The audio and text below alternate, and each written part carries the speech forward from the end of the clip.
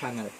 So in this series, ang pag-uusapan natin is all about auditing problems. So for the coming weeks, puro auditing problems ang ating itatakal sa mga video discussions natin.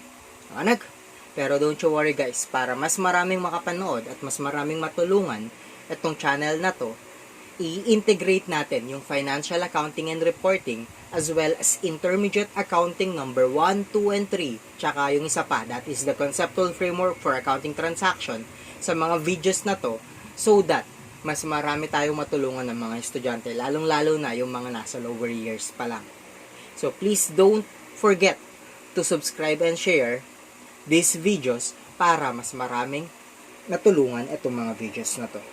So before we begin, I just want to thank first Nice Online CPA Review for sponsoring these videos. So in-sponsor nila itong mga videos na to, that is why we will be having videos uploaded every week consistently starting this week. Okay ba tayo doon? So Nice Online CPA Review, just a brief background, is actually an online platform that helps students and CPA aspirants to achieve their dreams. So you can check and visit their Facebook page para malaman nyo yung mga programs nila at kung ano yung mga ino-offer nila. For sure, makakatulong yun sa journey nyo sa pagiging CPA. Okay ba tayo doon? Alright?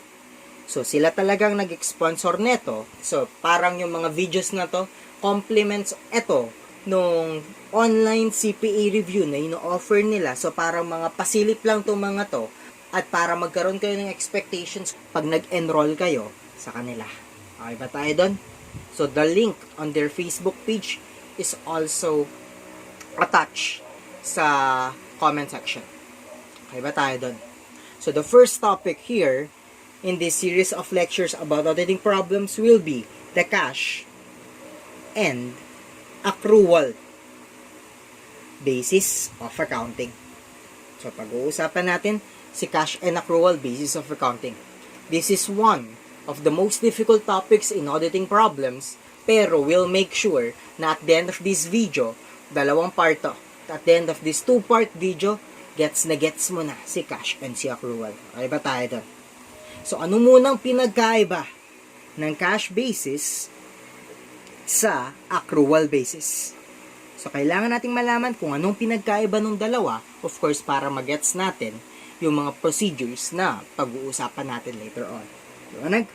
So kapag sinabi natin cash basis of accounting, it is actually not a generally accepted accounting principle. So sir, kung hindi pala siya generally accepted accounting principle, hindi po siya pwedeng gamitin to present the information sa public. Yes, tama ka doon.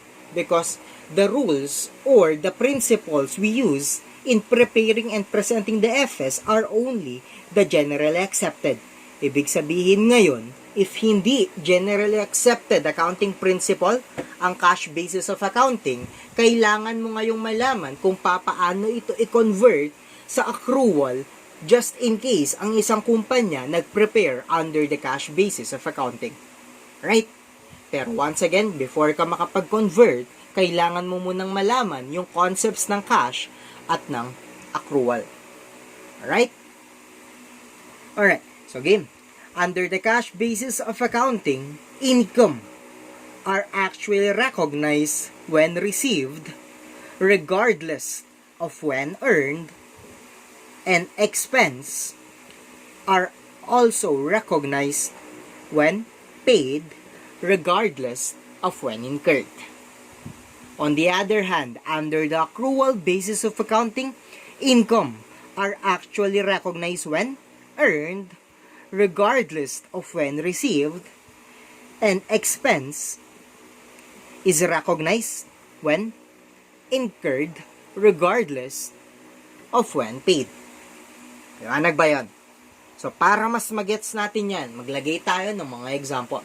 Example ko, sa cash basis is yung nanay ko, while example sa accrual is sabihin na natin yung sarili ko na lang. Bakit naging examples yung nanay ko sa cash basis? Because my mom is actually a real estate agent. Ibig sabihin, nagbebenta siya ng mga bahay at lupa here on the Tarlac area. Ibig sabihin, kapag nakabenta siya ng bahay or ng lupa or ng bahay at lupa, entitled siya sa commission at sa incentives. Liwanag ba? Pero of course, hindi niya yun marireceive outright. Normally, kailangan muna niyang i-report na nakabenta siya dun sa head office bago niya ma-receive yung mga commissions na yun. Liwanag ba yun? So, kapag nakakabenta si mama, lagi ko sinasabi, uy ma, may income ka na since nakabenta ka. So, pahingi pang Starbucks, parang ganon, alright? Pero sabi niya, hindi pa, wala pa akong income, wala pa akong nare-receive, next month pa yun.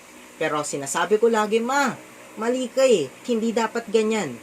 Under the accrual basis of accounting, nilecturean talaga no?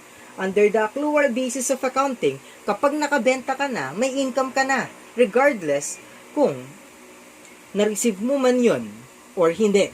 Sabi niya, hindi. Hanggat wala akong nare-receive na cash, wala akong makukonsider na income. Same thing sa expense. Kapag naka-receive kami ng bill ng kuryente, sabi ko, tinatanong ko lagi, magkano expense natin? Wala pa tayong expense na, next week pa yung deadline ng pagbabayad. Right? Sasabihin ko na naman, ma, mali ka. Expense is recognized when incurred, regardless of when paid. So, kapag nagamit mo na yung kuryente, may expense ka na nun. Sabi niya, awayin niya ako. Hindi ganyan, alright? Nagtuturo ka ba talaga? Professor ka ba talaga? Ba't hindi mo alam yun?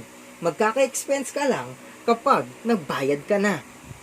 So, apparently now, my mom is using the cash basis or applying the cash basis of accounting sa buhay niya. Wherein, for her, income will only be recognized once na naka-receive na siya and makukonsider lang niya ang isang item as expense once na nabayaran na niya.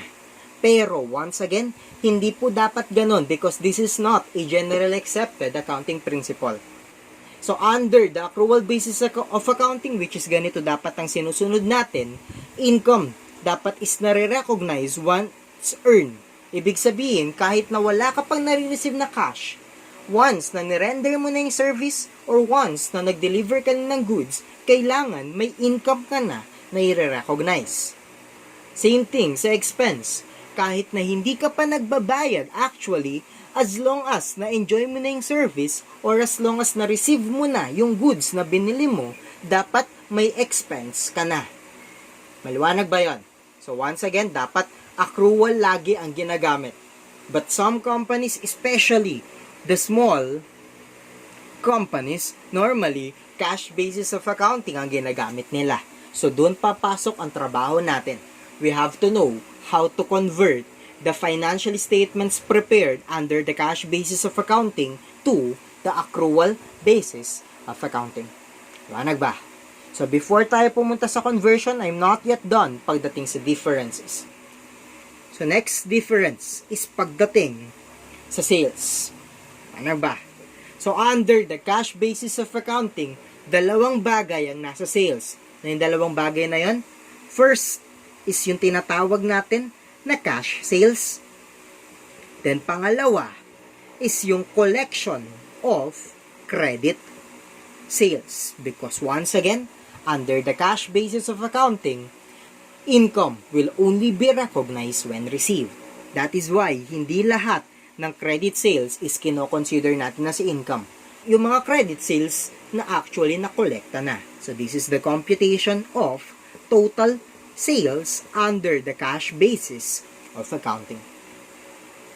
While under the accrual basis of accounting, sales is actually equal to cash sales plus the credit sales regardless kung nakolekta na ba yan or hindi pa. Because here, under the accrual basis of accounting, once again, income are recognized when earned regardless of when received. So, asahan mo na magkaiba sila pagdating sa sales. Liwanag ba yun? Next, punta tayo sa kasunod. Punta tayo sa purchases.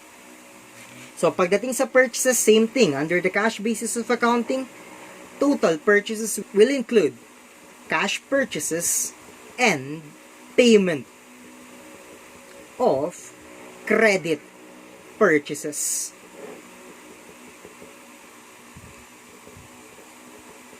While under the accrual basis of accounting, total purchases will include cash purchases pa rin. So, pareho sila sa bagay na yon. Pero, pagdating sa accrual basis of accounting, asahan mo na the total credit purchases will be added. Because under the accrual basis of accounting, regardless kung naka-receive na ba tayo or hindi pa, we already recognize expense as long as na-incur na yan. Are we still good? Okay pa? Next, punta tayo sa income other than sales. Ibig sabihin ng income other than sales, ito yung mga interest income, royalty income, rent income, etc. etc. Basta lahat ng income other than sales. Right? So under the cash basis of accounting, income other than sales are actually the income received, right, from our customer. Ibig ngayong sabihin yan, right, deferred income are actually included because ano yung deferred income? Deferred income, these are the income, right? Once again, deferred income, these are the income already received but not yet earned. Ibig sabihin, yan yung mga advance income natin. That is why tinatawag din silang unearned income.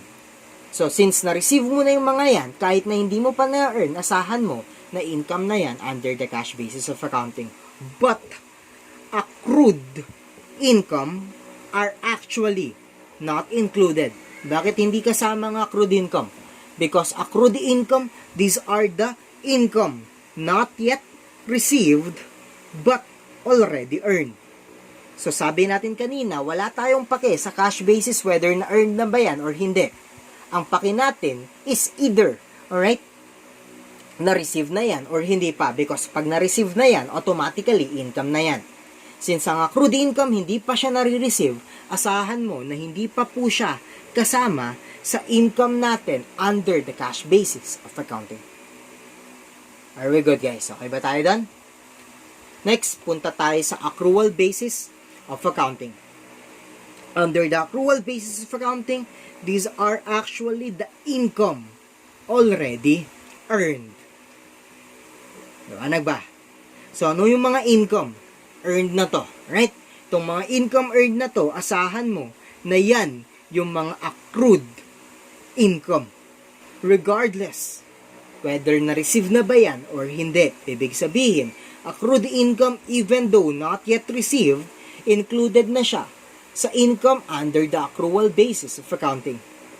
Pero expect that deferred or unearned income are not yet included because once again, deferred income are the income not yet earned. So, magkaiba sila. Actually, total opposite sila because under the cash basis of accounting, deferred income is included, while under the accrual basis of accounting, deferred income are excluded. On the other hand, under the cash basis of accounting, accrued income are excluded, but under the accrual basis of accounting, accrued income are included. Anag? So, lagi mo lang tatandaan that income under the cash basis of accounting are only recognized when received, pero sa accrual, i-recognize lang yan once earned. We good? Next, punta tayo sa expenses other than depreciation and doubtful accounts expense. So, these are all the expenses aside sa depreciation and doubtful accounts expense. Are we good, guys? Okay ba tayo doon? Alright. So, under the cash basis of accounting, these are the expenses paid. Because we recognize expense once paid regardless of when incurred. Ibig sabihin ngayon, prepaid expenses. Since these expenses are the expenses already what? Already paid. Right? Asahan mo that prepaid expenses now are included. Even though prepaid expenses are not yet incurred. Because ang prepaid expenses, advance payment yan pagdating sa ating mga expenses. Ibig sabihin, nagbayad tayo agad. On the other hand, accrued expenses are actually excluded. Why excluded ang accrued expenses? Because accrued expenses, these are the expenses not yet paid but already incurred. Since ang gusto natin dito is yung nabayaran na, asahan mo ngayon that accrued expenses, since unpaid pa sila, hindi mo na sila kasama sa expense natin under the cash basis of accounting. While under the accrual basis of accounting, expenses, these are actually the expenses incurred. Ang ibig sabihin niyan, prepaid expense are actually what? Excluded. Why excluded? Because as I said a while ago, prepaid expense are not yet incurred. But accrued expense are actually included. Why?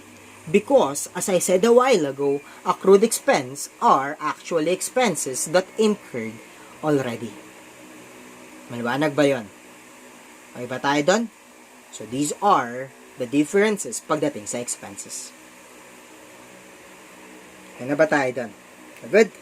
Next, punta tayo sa next difference. The next difference will be pagdating sa depreciation expense. So, punta tayo sa depreciation expense.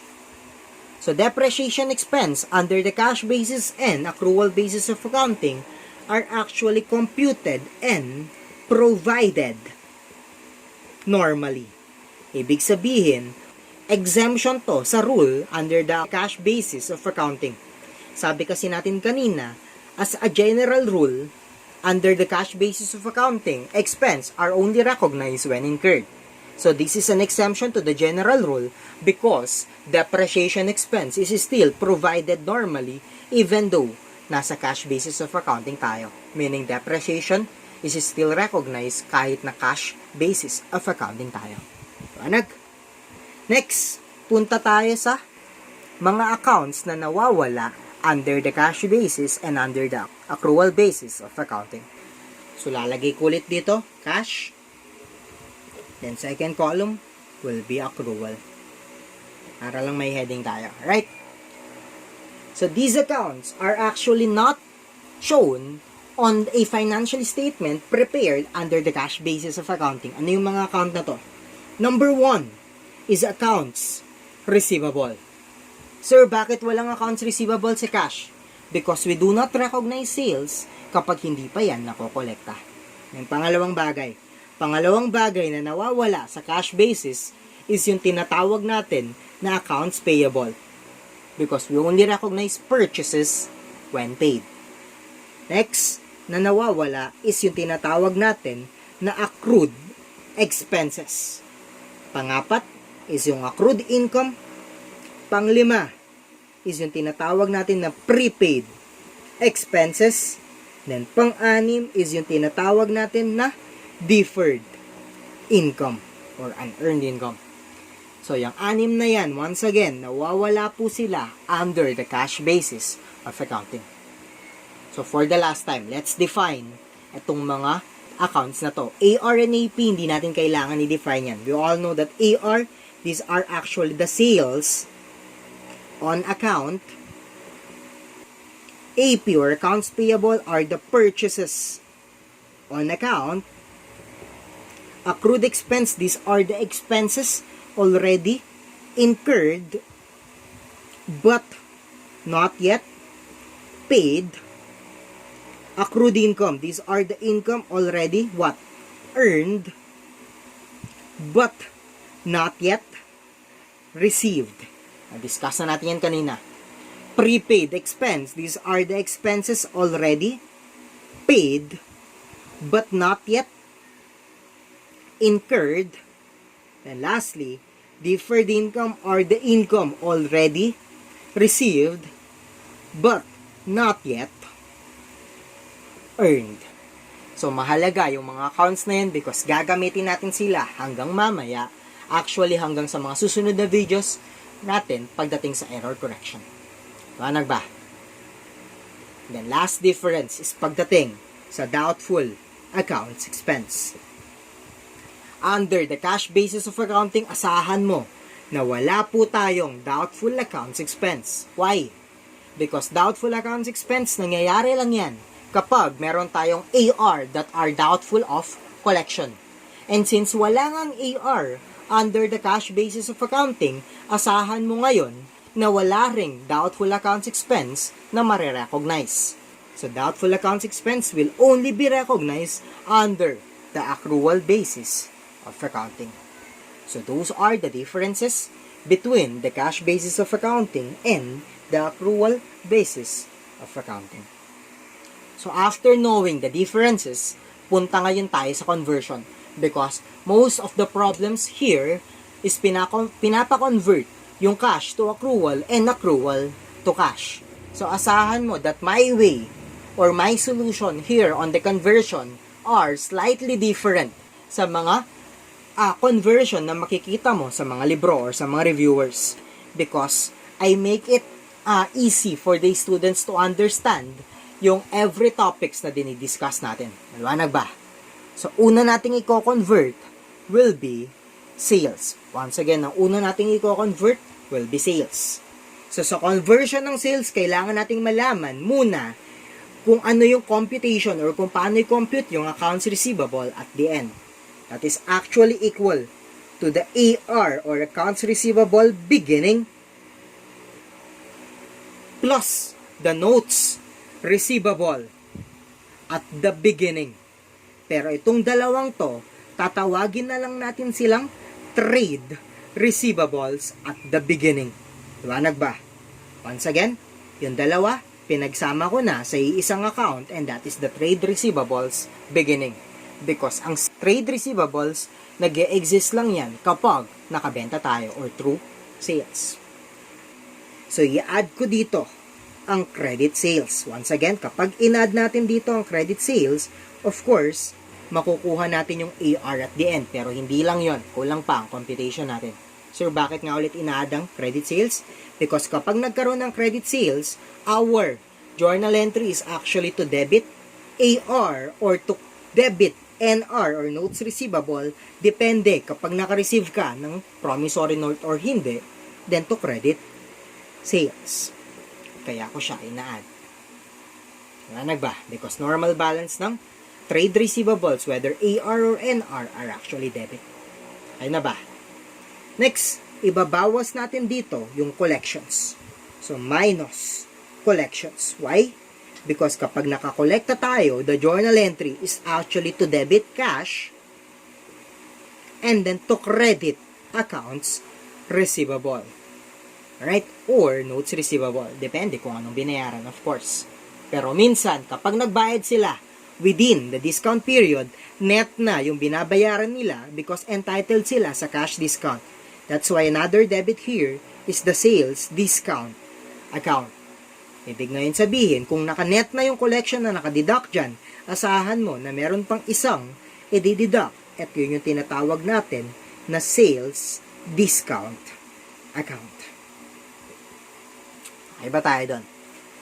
Are we good on that? Next, dinideduct din natin dito yung tinatawag natin na sales, returns, and allowances. Why? Because kapag nagkaroon ng sales returns and allowance, the journal entry normally is to debit sales returns and allowance, then to credit accounts receivable. But this journal entry will only be made if it came from a credit memo. Sir, anong ibig mong sabihin dyan? Ang ibig ko lang sabihin dyan is, here, listen up guys. May dalawang klase ng pagbebenta. Whether either makabenta tayo on cash or makabenta tayo on credit or on account. So kapag nakabenta tayo on cash basis, the journal entries to debit cash, credit sales. Pero kapag nakabenta tayo on account, the journal entries to debit AR, then to credit sales. So, magkaiba ang journal entry. So, kapag sira ang nabenta natin, asahan mo na ang journal entry here sa on-account sales is to debit sales returns and allowance, then to credit accounts receivable. Ibig sabihin, babawasan mo yung utang ng ating customer. Pero kapag cash, syempre binili yung goods mo, wala kang utang at wala kang AR na may credit dito. That's why the journal entry kapag cash basis na kapag benta is to debit sales returns and allowance, then to credit cash. So meron ngayon tayong dalawang klase ng sales returns and allowance. So meron tayong sales returns and allowance through refunds, and then meron din tayong sales returns and allowances through credit memos. Liwanag ba? So, since AR ang pinag-uusapan natin dito, always keep in mind now na yung sales returns and allowance na tinutukoy ko dito will only be the sales returns and allowance that are credit memos. Ibig sabihin, hindi dito kasama yung SRA na galing sa refunds. Maliwanag ba yun, guys? Are we good on that? Are we good?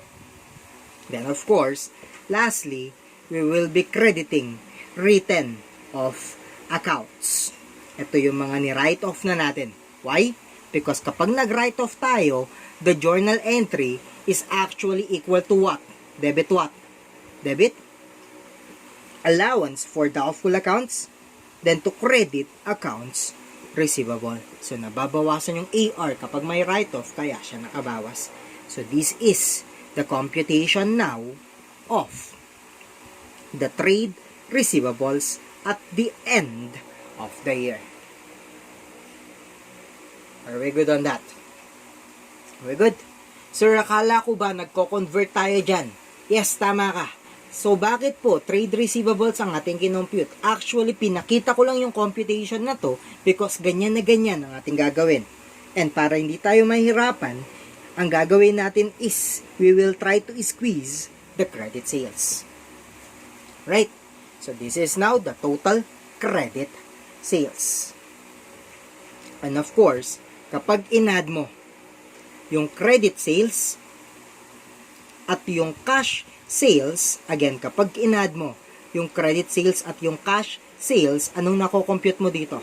Ang nako-compute natin dito will be the total sales under the accrual basis of accounting.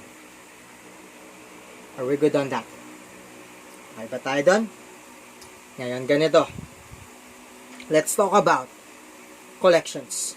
So, yung collections natin, asahan mo na minsan, merong isang bagay na kasama dyan na kailangan nating i-take into consideration. Ibig sabihin, meron akong tatawaging unadjusted collections so that ma-take into considerations lang natin yung isang bagay. And that is the advance collections. Then, of course, after you take into consideration the advance collections, this will be the adjusted collections. Very good? So, magkaroon tayo ng deal. Sa lahat ng accounts or all accounts na pag-uusapan natin dito, may beginning and ending balance. Liwanag? So, yung beginning balance, we expect that this is pertaining sa last year. Why? Because yung beginning balance, it is actually the ending balance last year. Liwanag ba? Pero yung ending balance, yan naman yung i-consider nating balance this year. Ibig sabihin ngayon, kapag meron tayong advance collection at the beginning, this is actually the advance collection last year. At kapag meron naman tayong advance collection at the end, these are actually the advance collection this year. Are we good on that? Maliwanag ba yun? So ngayon ganito. Ang advance collection from the term itself, alright, nakakolekta na tayo, pero hindi pa tayo nagdi-deliver ng goods. Ibig sabihin, hindi pa po dapat siya kasama sa total sales. Maliwanag ba? So advance collection at the end, hindi dapat siya kasama, pero ang beginning, asahan mo na since last year pa yan nakolekta, this year, madideliver na yan. So, advance collection at the beginning must be considered part of the total sales this year. So remember, na credit sales ang ating kinocompute dito. And actually, ini-squeeze natin siya. At kapag sinabi nating squeeze, binabaligtad actually natin yung mga procedures. Ibig sabihin, credit sales is actual equal to trade receivables at the end, plus written off accounts, plus sales returns and allowances, plus sales discounts, plus collections, then minus trade receivables at the end. Ibig ngayong sabihin, total collections are actually added in the computation of credit sales. So collections increases the total sales. Maliwanag ba? So ang sabi ko nga, advance collection at the end, these are the advance collection this year, and since hindi pa yan na-deliver, kailangan mo ngayon yan tanggalin para hindi siya ma-add sa total sales. Advance collection at the beginning, pang last year pa yan, but since sales na nga yan this year, expect now na kasama na dapat siya. That's why advance collection at the beginning is actually added.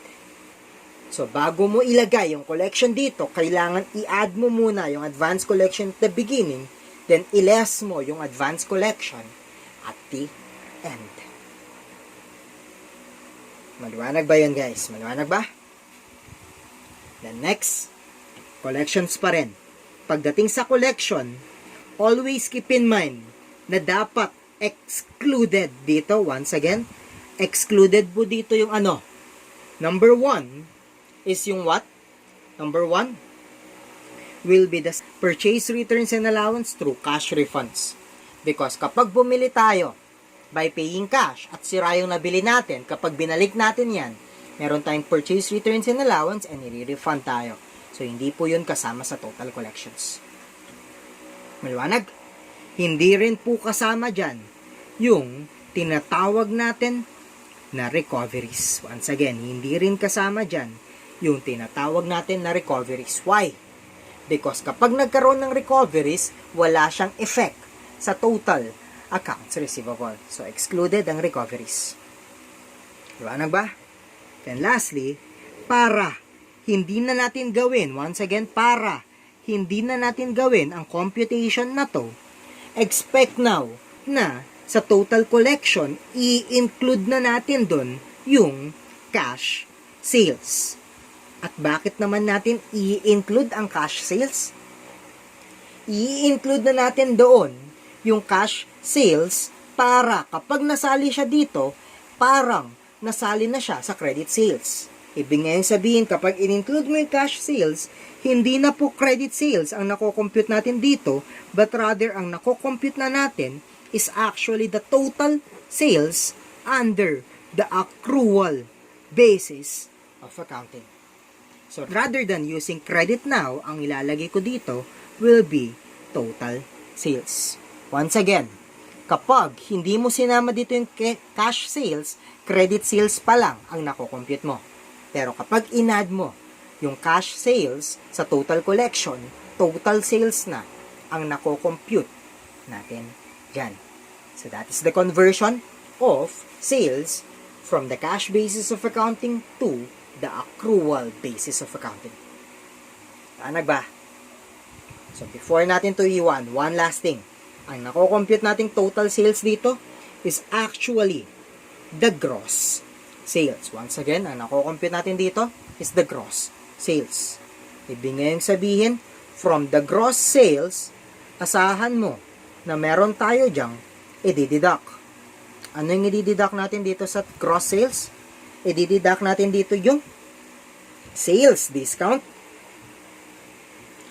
and yung sales returns and allowance para ano? Para makompute natin yung tinatawag natin na net sales. Because this net sales is the sales included in the computation of net income. Pero, meron kang kailangan ingatan dito. Ano yung kailangan natin ingatan dito? Ang kailangan mong ingatan dito is that pagdating sa computation ng gross sales, credit memo lang ang kasama. Again, sa computation ng gross sales, credit memo lang ang kasama sa SRA. Pero sa computation ng net sales, asahan mo na since dinebit mo ang SRA dito sa refunds and dito sa credit memo, kasama po ngayon ang refunds and credit memo sa computation ng net sales. Once again, sa gross sales, credit memo lang ang kasama. Pero dito sa net sales, asahan mo that both refunds and credit memos are included. So after talking about sales, let's now move on sa purchases. So pagdating ng conversion ng purchases, kapag na-gets mo yung conversion ng sales, madali na lang to. So ang starting point natin dito will be the trade payables at the beginning. Kapag sinabi nating trade payables, these are actually the accounts payable and the notes payable trade. And if the problem is silent, kung trade ba or non-trade ang isang notes payable, we assume na trade po yan. I-add natin dito yung total purchases na agad-agad, hindi na credit purchases, because kapag dinidak mo yung payments, once again, kapag dinidak mo yung payments, kagaya lang dun sa collection kanina, yung payments na do dapat inclusive na. Once again, inclusive na po yan of cash purchases. Once again, the payments deducted here is already inclusive of cash purchases. Then, i-deduct natin dito yung purchase discounts. Ano pa? I-deduct natin also yung sales, returns, and allowances. But once again, only those purchase returns pala. Those purchase returns and allowances that are coming from the credit memos. And that's it. That's the computation of trade payables at the end of the year. And once again, kailangan po yung total purchases dito i-squeeze natin because yun yung kailangan natin. So we good on that. Planag ba yan? Ngayon ganito. Kagaya lang dun sa sales kanina, kailangan adjusted ang nakalagay dyan. So, from the unadjusted payments, once again, from the unadjusted payments, kailangan din nating i-add dyan yung, this time, advance payment at the beginning. Then, kailangan nating i-less yung advance payment at the end of the year in order for us to compute the adjusted payment. And dapat adjusted payment ang nakalagay sa computation natin ng total purchases. So, we're good on that. May ba tayo dun? We're good on that? And of course, ang nako-compute nating total purchases dito is just the gross purchases. And minsan, net ang pinapakompute ng problem. So, in order for us to compute the net purchases, this will just be equal to the gross purchases minus purchase discount, then minus purchase returns and allowance, then lastly, plus yung tinatawag natin na freight in. So, this is the computation of net purchases. And, see to it na yung purchase returns and allowance dito, kamukha lang nung kanina, both refunds and credit memos kasama na po dito. Sa gross purchases, dapat credit memos lang ang kasama, pero sa net purchases, kasama na pati yung refunds. So that's the conversion of purchases from cash to accrual. Are we still good? Diba? Next, punta tayo sa computation ng doubtful accounts expense. So, doubtful accounts expense, normally, ini-squeeze lang natin yon. That is from the allowance for doubtful accounts at the beginning. Ina-add dito normally yung doubtful accounts expense. Very good.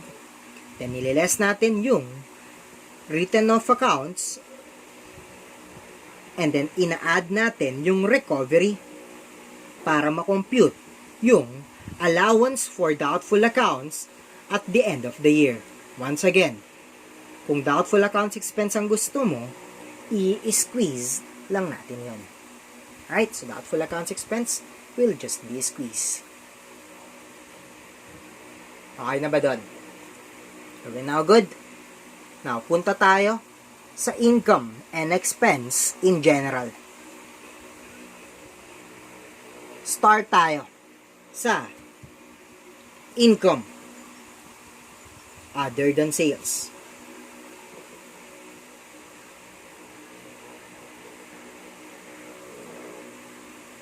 Ready? So, our starting point here will be the income under the cash basis of accounting. Again, this is the income under the cash basis of accounting. Next, dalawang account ang ating i-consider. Yung tinatawag natin na deferred or accrued income. Siyempre, meron tayong beginning, yun yung nangyari last year, then meron tayong ending. Then last, meron tayong tinatawag na accrued income, beginning, and ending as well. So, kailangan nating malaman whether plus ba yung mga yan or minus. Alright? Then, our ending point will be the income under the accrual basis of accounting. Anak? So, start muna tayo sa definition. Once again, deferred income, these are the income already what?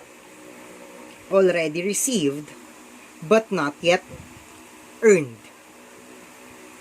While of course, accrued income, these are the income not yet received, but already earned.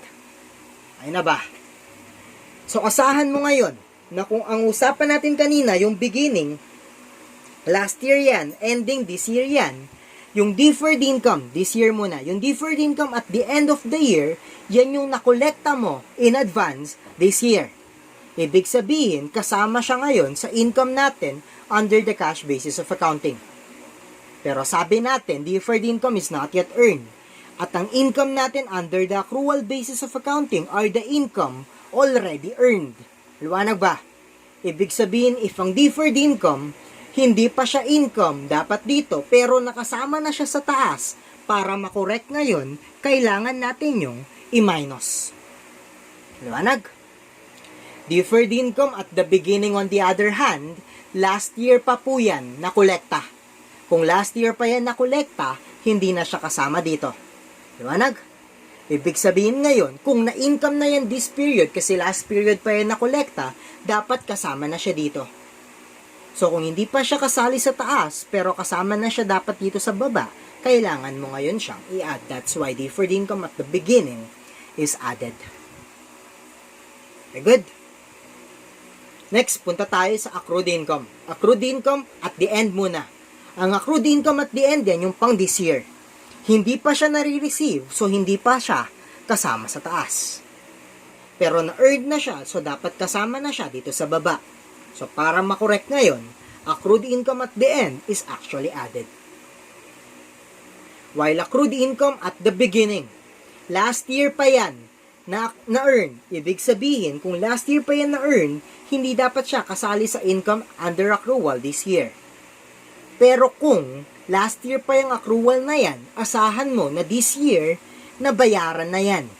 Ibig sabihin, this year lang siya na-receive, at kung this year lang siya na-receive, this year kasama siya sa taas.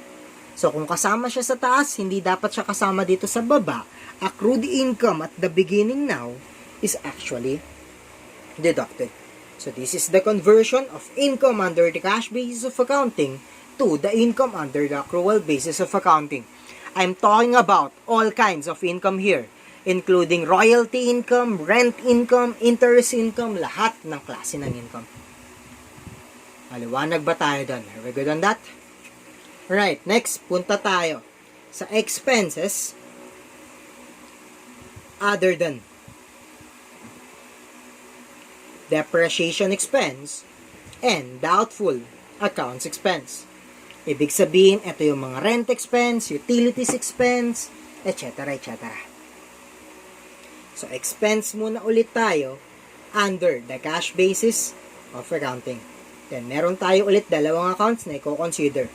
Those are the prepaid expense account, right? Of course, both beginning balance and ending balance ulit. Right? Lagay ko muna, saka natin ilalagay mamaya kung plus or minus. Then, meron din tayong accrued expense, beginning, and ending. Then, sa baba, ito yung tinatawag natin na expense under the accrual basis of accounting. Are we good on that?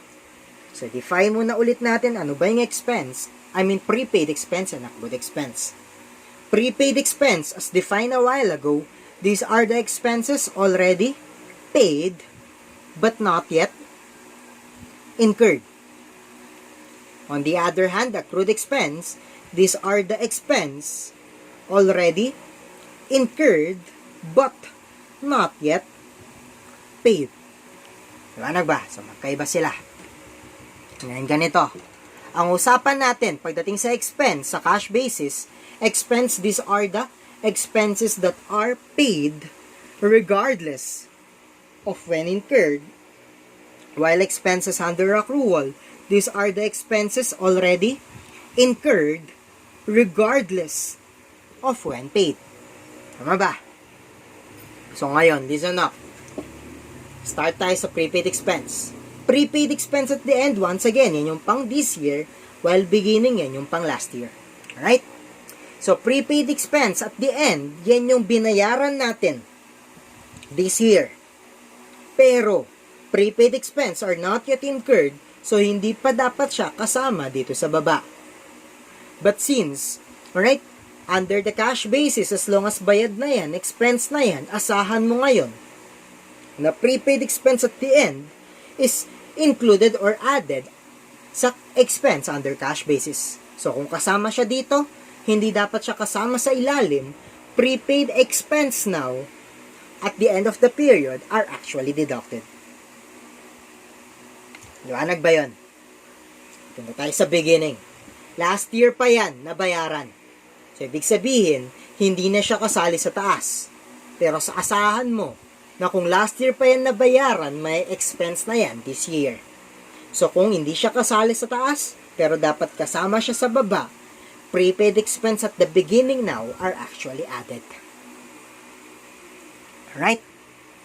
Next, accrued expense. Accrued expense at the end, yan yung mga na-incur mo this year. So, dapat kasama siya dito sa baba. Pero since hindi pa siya nababayaran, asahan mo ngayon na hindi pa siya naka-add sa taas. So, kung kasama siya dapat dito sa baba, pero hindi pa siya naka-add sa taas, asahan mo ngayon na accrued expense at the end is actually added.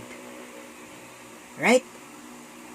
Then lastly, right, accrued expense at the beginning, last year pa yan na-incur, so asahan mo, hindi siya dapat kasama dito. Pero kung na-incur nga yan last year, asahan mo na this year, mababayaran na yan. So, kung binayaran siya this year, nasali siya sa taas. So, kung nasali siya sa taas, hindi dapat siya kasali dito sa baba. Pre-accrued expense at the beginning now is actually deducted. So, this is the conversion of expenses, right, from the cash basis papunta sa accrual basis. Sir, bakit po from cash to accrual ang diniscuss mo? Paano po kapag ang given sa problem or ang tinatanong is from accrual to cash? Wala tayong problema doon. Because kapag ang tinatanong is from accrual to cash, asahan mo na kailangan mo lang mag-squeeze. Ibig sabihin nun, from the accrual basis of accounting, i-squeeze mo lang yung cash basis. Meaning expense under accrual, kung dating ina-add, this time minus, then plus, then minus, makukuha mo to. Same thing here. Income under accrual minus accrued expense at the end plus accrued expense beginning plus deferred income at the end Then minus deferred income at the beginning, makukuha mo si income under the cash basis of accounting. Right? Nilagay ko lang na ganyan ang computation natin para hindi ka malito. Right? So, para hindi tayo malito, always, cash ang sa taas, accrual sa baba. At kung cash ang tinatanong, squeeze na lang tayo. So, sir, kailangan ko po bang laging i-analyze ang bawat transaction kapag nagsasagot ako ng mga problems? Actually, no. Why not? Because bibigyan kita ng way para hindi mo na laging kinakabisado yung mga yon. Ano yung way ko? Hanapin mo muna kung ano yung pinagkapareho nung dalawa. Yung pinagkapareho nila, ang common denominator nila is actually the accrued account. That's the accrued income and accrued expense. So, pareho silang may accrual. Tama ba? So, pagdating sa accrual, once again, pagdating sa accrual, tatandaan lang natin kung ano ang treatment ng end at ng beginning. Right? Kayang-kaya na natin yan. Actually, end lang ang tatandaan mo. So, kung mapapansin mo, accrued income at the end is ina-add. Tama ba? Dito sa conversion. Accrued expense at the end is also added. So, kahit yan lang ang matandaan mo, makakabisado mo na yung buo. Sigurado ka, sir? Of course, sure ako. Paano yan? Because if ang ending ina-add, asahan mo ngayon na ang beginning, mina-minus. Tama ba? Sir, accrual pa lang yan. Tama ka. Pero kapag alam mo na yung accrual, kabaliktaran na lang yung doon sa prepaid at doon sa deferral. Ibig ngayong sabihin yan, if ang ending ng accrual ina-add sa prepaid and deferral, ending ngayon is mina-minus. Kung titignan mo, deferred income at the end is deducted, prepaid expense at the end is also deducted. At kung sa accrual, beginning is deducted, beginning ngayon sa prepayments and sa deferral is actually added. Deferred income beginning, add. Prepaid beginning, add. So, ibig sabihin, kahit yung accrued at the end lang ang tandaan mo, right, okay ka na sa lahat. Basta lagi mong tatandaan, cash ang sa taas, accrual yung sa baba. So, that is the conversion of one basis to the another basis of accounting. That is from cash to accrual or accrual to cash. Okay ka pa ba? Are we still good? Right? So, this is the end of this video. Hopefully, natuto ka sa video na to. So, please, panoorin mo yung next video para ma-apply natin yung mga concepts na to. Alright? So, problems with regards to cash and accrual will be discussed on the next video. See you again, guys. Don't forget to subscribe and like this video. Thank you, guys. Bye-bye.